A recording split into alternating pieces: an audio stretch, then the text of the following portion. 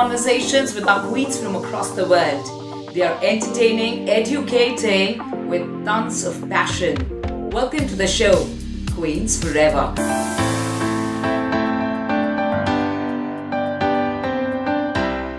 Global Namaste and hello to all the lovely people across the world.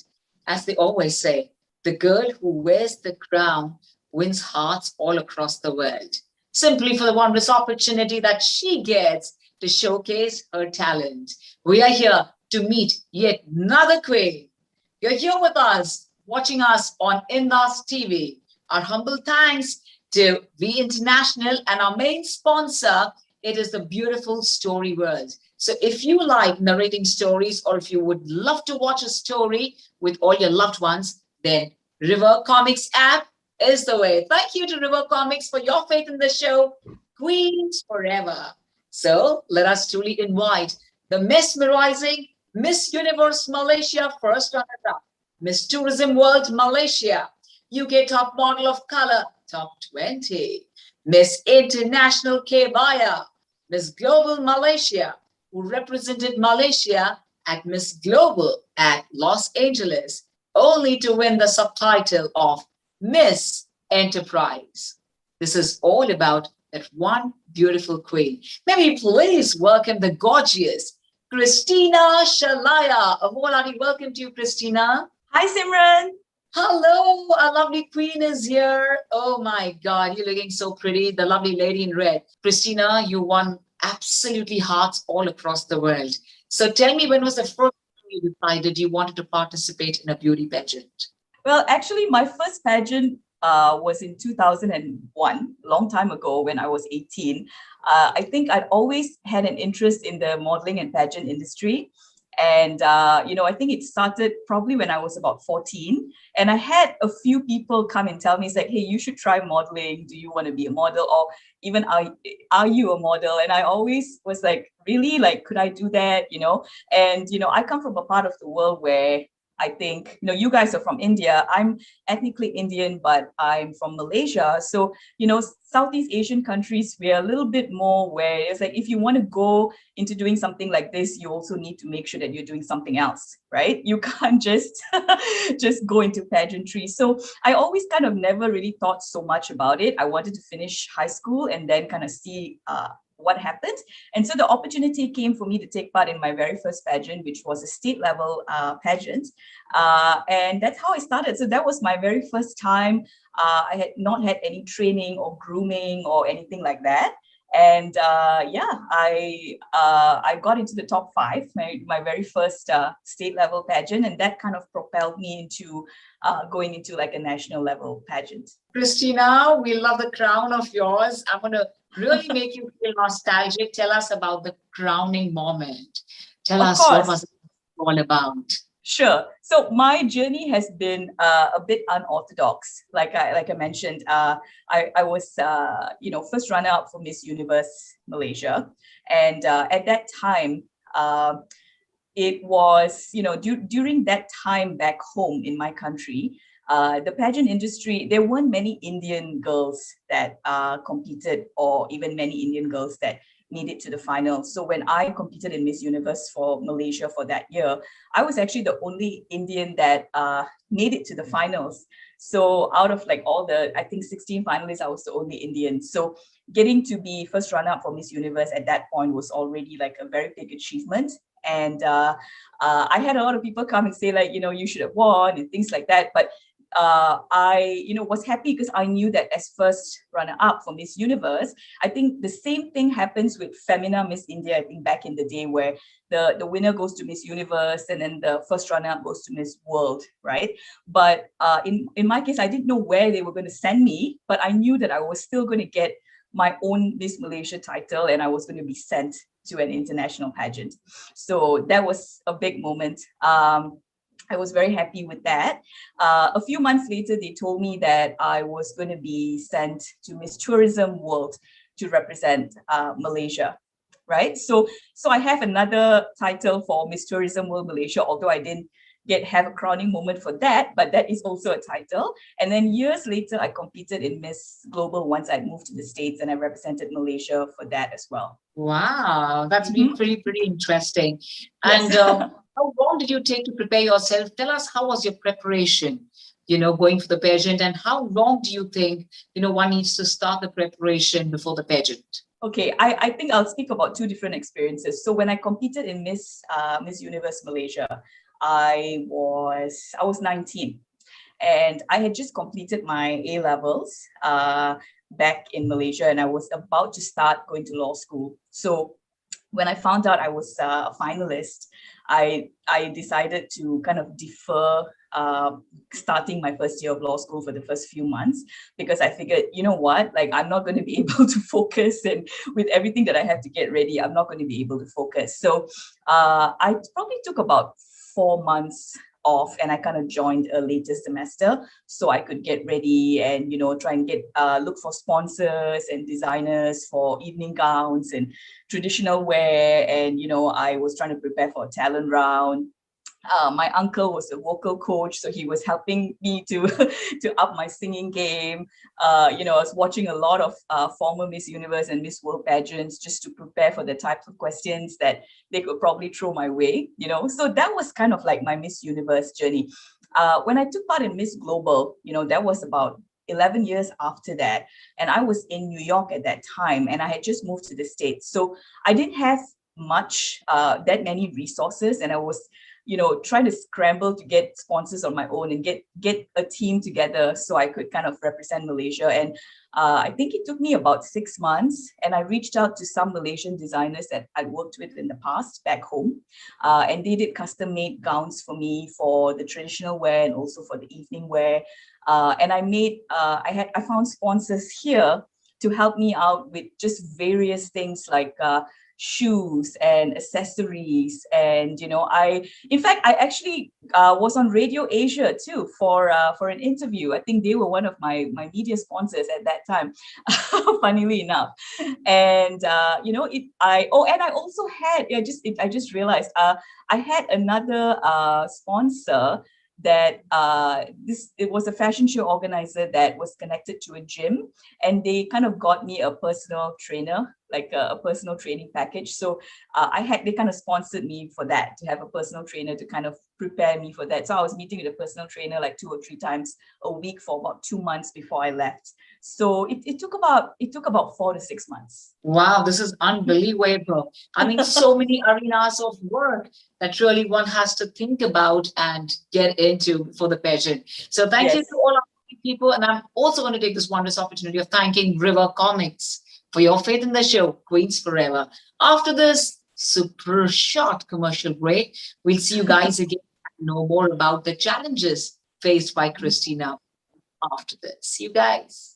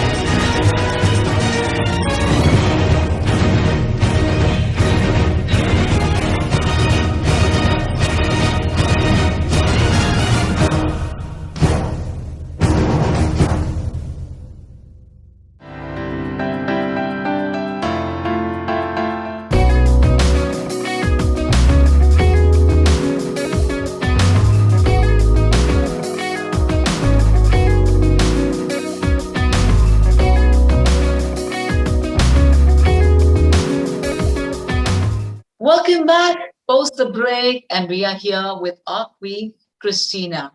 Christina, you've already mentioned all of us about the challenges that you faced. But please tell us, what was the biggest challenge? And of course, how did you truly come across that biggest challenge? I'm going to see how I could answer this one. This is a tricky one.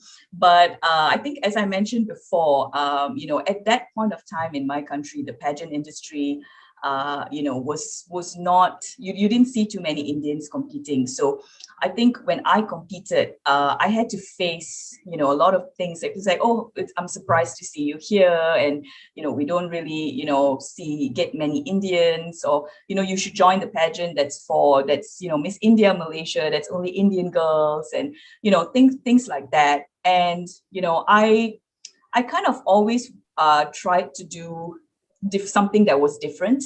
I didn't want to, kind of go into the mold of what people thought I wanted to do. And I said, you know what, like, I know that I have what it takes to do this. And even though I don't exactly have like that one role model, like I don't see like a former Miss Malaysia who's, an Indian or someone who has done well, I said, maybe I could be that first one. And maybe I could kind of just pave the way. And, I just kind of like stuck with it and didn't really let any of those things kind of, throw me off. You know how I was given the title of Miss Tourism World, and I was supposed to represent Malaysia at that pageant. What had eventually happened was that they didn't end up sending me for the pageant, and I never got a substantial reason as to why I was not sent.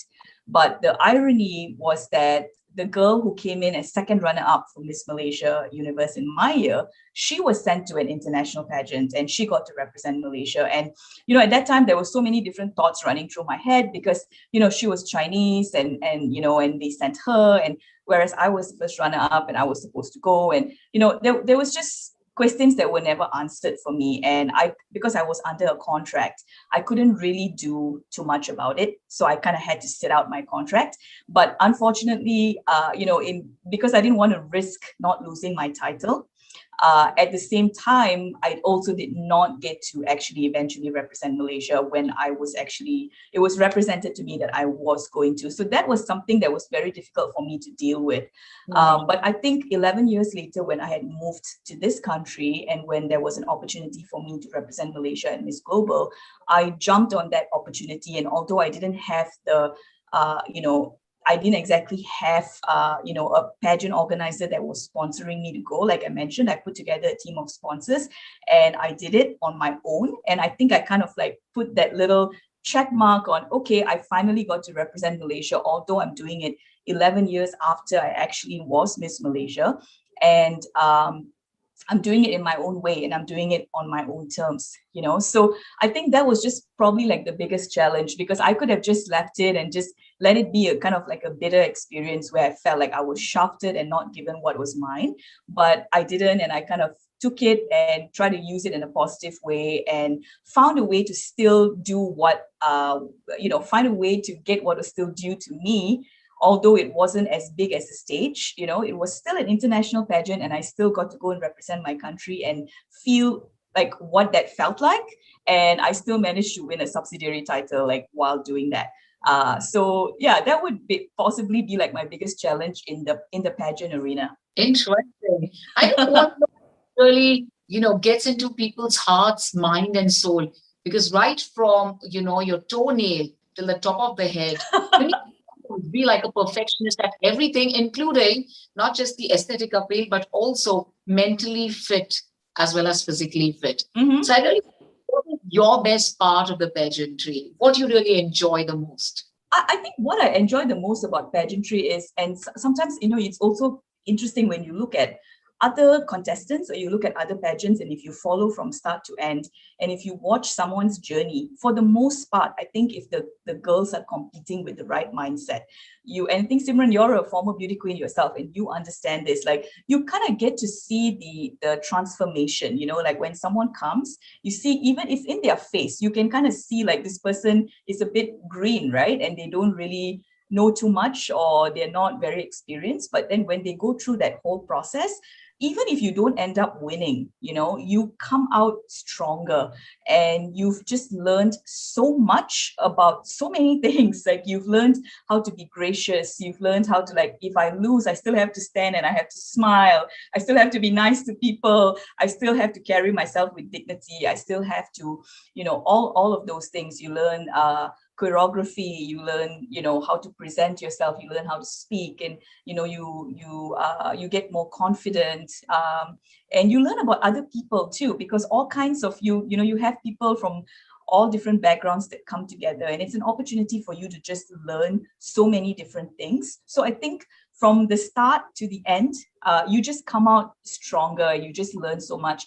And if I apply that to myself, I would just look at it as, I've always been a confident person, but I think going through that whole pageant experience just gave me that little bit of that boost that I needed to fully come into my own in terms of who I am as a person and my identity, because that was something that was probably my first biggest achievement in life before I kind of went on to do other things that I'm since proud of, that I can attribute to as being as part of my identity. But I think being a beauty queen was the first, and it's always going to be there, because it gave me my very first platform. So I think the overall experience would actually be, I can't exactly say what's the best part, but I would say the overall experience, like, despite the challenges I spoke about earlier, the overall experience is just propelled me in the right direction, and it has opened a lot of doors. Wow, this is really, truly interesting. Let me tell you, our beautiful, of course, our queens get to meet the world at one place. And, this is really so interesting, where you meet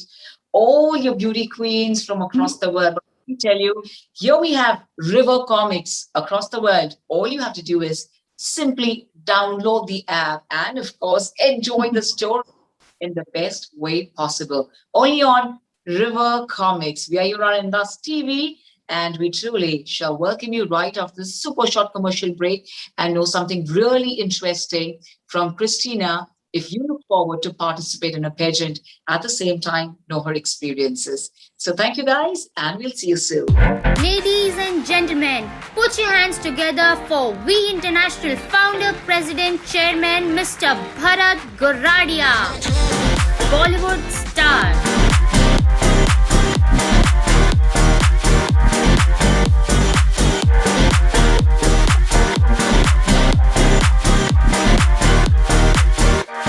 Bharat Goradia with legendary singers from Indian music industry. He believes in spreading smiles over everyone's faces. Sports champion.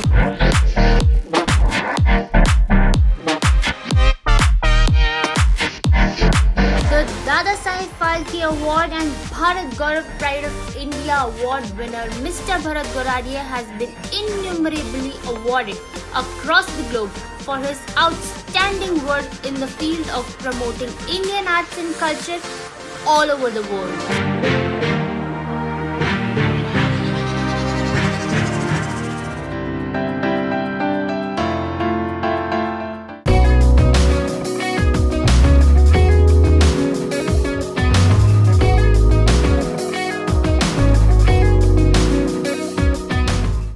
La la la, we are here with a gorgeous Christina. So Christina, let's get started. How interested are you in stories? Because I'm going to ask you to please tell everyone and give them an advice, a very small little advice to win the crown. So I think, they say the saying, beauty is only skin deep. I think once you come to a certain level of competing, usually that would be at a national level, and definitely at an international level, right? You always think about, oh my God, these poor judges, like, how are they going to make a decision? Because this person has got this, and this person has got that, right? And you're thinking, like, what is the best winning combination, and how do you decide? And I don't know, I've been invited to be a judge at pageants before, and I think the most important thing is, for me, is seeing, besides what is, I guess, necessary to be a beauty queen. Like, you know, you have grace, you have poise, of course, you have a pretty face, you speak well, you have a general intention to use your title for good. Most of the time when you look at people's, famous actresses and TV hosts, most of them would be former beauty queens, right? So it is definitely a pedestal for that. But what I'm saying is that shouldn't be the only reason why someone would want to say, oh, this is why I want, because so I can get visibility. So I would kind of look at that. Like, if that's something that you are interested in doing, that's great. But there should be something more in your intention for competing. And, I kind of always look at it that way. And I think how you treat people, I think looking at, when the cameras are on you, you know that you're being observed, right? And how you treat people, it's one thing because people are looking at you, all eyes are on you. But when the camera is not on you, how do you treat people? And when I say people, it's not just someone that has the ability to do something for you for your career, but it's anyone, even if it's someone that cannot do something for you. How do you treat people? Because that is something that you can't quantify. I feel that's something that you can't quantify. So it's kind of watching. If I was a judge, I would kind of say, let me observe them when the cameras are not there. Let me observe them when they're on their own with no cameras. And that's how I would actually be able to find that X factor for the person that truly deserves the crown. Wow. So you've given us all your experiences, of course, contestants to being a winner, to also being a jury. I think everyone across the world, you are the one looking forward to it. And of course, you know which way to go and how do you get that factor. Christina, we have a very special guest who's here to say a big hi to you. He's one of our biggest promoters of art and culture in the United States of America. May we please welcome our Mr. Gentleman, Mr. Bharat Goradia ji. Aholani, welcome to you. How are you doing today? Very fine, very fine. Hi, Christina, after a long years. Long years. About really 5 years, I think, since I met you. Yes. I think it's my privilege to meet two of the beauties. One is Miss India in Simran, and one is Miss Malaysia in Christina. Thank you. Christina, on behalf of our sponsor, River Comics, Japan Thakkar, Indus TV, and all of us, thank you so very much for being a part of this wonderful show called Queens Forever. I just want to have a very simple question to ask. Do you believe that once queen forever? Yeah, I do. I think once you, I'm the fact that I'm sitting here right now wearing a crown and a sash that is more than 19 years old.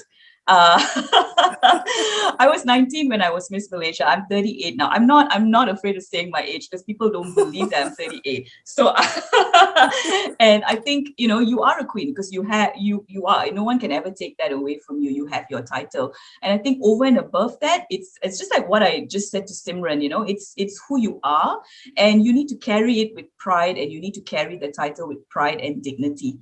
And especially if you're a miss of a country, you're always representing your country. It's not just during your reign. It's even when you're done, there's a new queen, you're still a former Miss India or former Miss Malaysia. And, people are going to be like, oh, she's a former Miss Malaysia or she's a former Miss whatever. So it's important for you to still behave as if it's your reign, and especially if you're representing your country. So you're still a queen. And I think that should always be paramount in terms of how you carry yourself. In whatever industry you end up going into, that is how you carry yourself because you're carrying the flag of your country no matter where you are.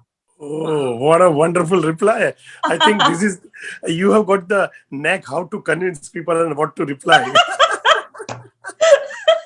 That is why you are the real winner of this title.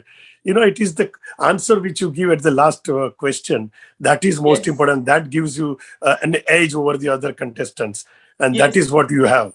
And apart from now, you have become, I know you will be a successful attorney. You are a successful attorney only because of this. When to hit the net. Thank you very much, Mr. Bharat Goradia. Dear, thank you very much to Japan from River Comics and, of course, at the same time, Indus TV and We International. It's time for us to get into the rapid fire round. So let's get started with Christina. Christina, which has been your favorite round? I think hands down, the favorite round for me in any pageant would be the Q&A, because that's the one that I'm the least stressed about.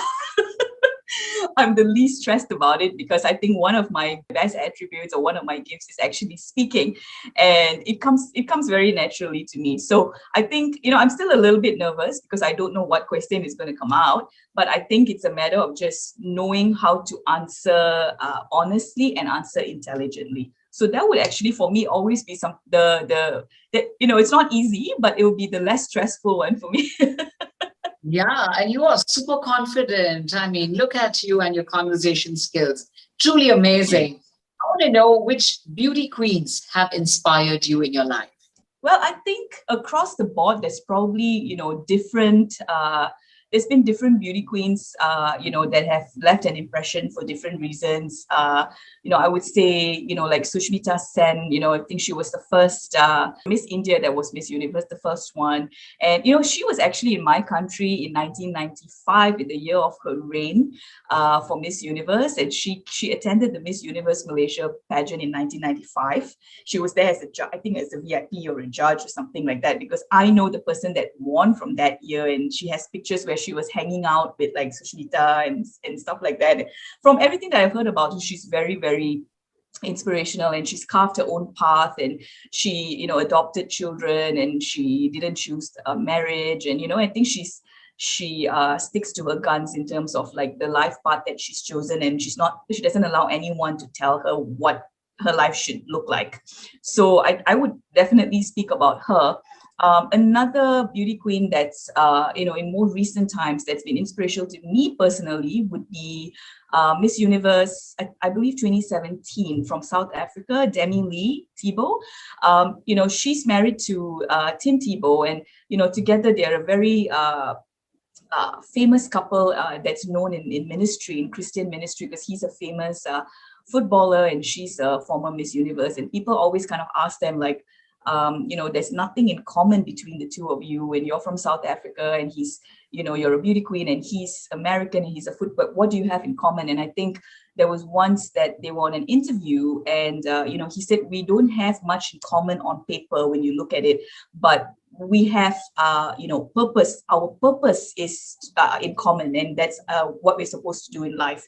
And that really resonated with me, because I think, me and my husband are kind of like the same too, because, I'm Indian Malaysian, I'm beauty queen, model, attorney, and he's Irish American and he's a musician. And, on paper, we are completely, it's like, it doesn't make sense, right? But, we've been able to do so much together as a couple. And we've been able to inspire a lot of people as well, if not for anything else, just in terms of our relationship and our marriage. And especially in these days and times when it's so difficult for people to stay married at our age, right? So I kind of like draw inspiration from her and from her marriage, for that purpose. And I think I'll throw out one more name, since she's also Indian. The recent Miss Universe pageant, one of the contestant from Australia, Maria Tatil, she is also Indian. She's actually from, her father is from Kerala, so she's Malayali, but she was born and raised in Australia, and she's 5'3". She's a short Indian girl. And, when she competed this time, she was the shortest ever contestant for Miss Universe in the history of like Miss Universe. But she made it to the top 10 for Australia. And she dealt with a lot. I listened to a couple of her interviews, and she dealt with a lot of, like cyberbullying and all kinds of things that people are saying that you're not Australian enough to represent Australia because she's an Indian, right? And she's not a very fair Indian. So people like, you're not Australian, but she's Australian. She's born and bred in Australia, right? And not only did she represent the country well, she got into the top 10 for Australia. So one of the things that she was advocating for like just the pageants were like, why are we still having a height requirement? Like, why is it a minimum of 5'6" or a minimum of 5'7"? Because Australia did not impose that requirement, and she won Miss Australia, and then she got Miss Top 10 in Miss Universe. So after that happened with her and all that she was speaking about the height requirement, I believe that Philippines, the week after that, like the Philippines actually removed their height requirement for Miss Universe contestants in their country. So there's no longer like a 5'6" requirement, minimum 5'6" height requirement. And I believe a couple of other countries actually did the same thing. And it's because of her.